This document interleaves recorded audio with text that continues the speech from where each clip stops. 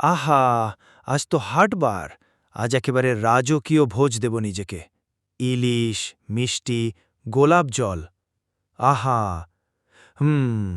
পটলকে নিয়ে হাটে যাই, বিক্রি করে যা পাই তাই দিয়ে চলবে।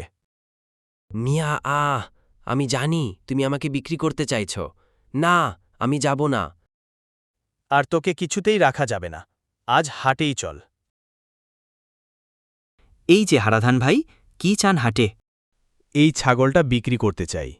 ছাগলটা রেখে দিন কাকা, আমি আপনাকে দিচ্ছি এক জাদুর কাকুর।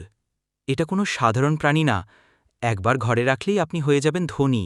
জাদুর কাকুর? হায় হায়, এতদিন এটা জানতাম না। ঠিক আছে, দাও। পটল নাও, কাকুর দাও। মেয়ে, ধোকা! কাকা, তুমি ধোকা দিলে। এই কাকুরটাই আমাকে রাজা বানাবে। আজ থেকে আমি হব গায়ের বড়লোক হারাধন। আরে, হাঁড়ি ভাঙল কে? ধুতি টানছে কে? ওফ, এই কাকুর তো আমার বাসা ধ্বংস করে দিচ্ছে। কাকা, আপনি বুঝতে পারেননি, এটা কোনো জাদুর কাকুর না। এটা আসলে বানর আর ইঁদুরের মতো কিছু একটা। মজনু মিয়া আপনাকে ধোকা দিয়েছে। হায় রে, আমার পটল! আমি তাকে দান করে জাদুর পোকা কিনে এনেছি। চল রে মুখজুনুর হাটে যাই।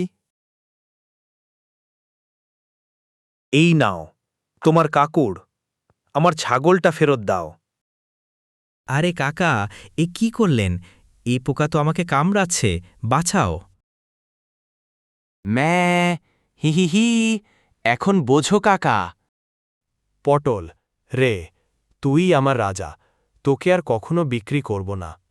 এই গল্প তো হাটে হাটে চলবে। হারাধনের কাকুর কাণ্ড।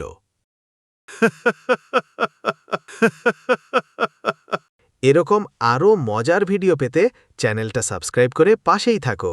আর হ্যাঁ, ভিডিও ভালো লাগলে লাইক আর কমেন্ট করতে ভুলো না।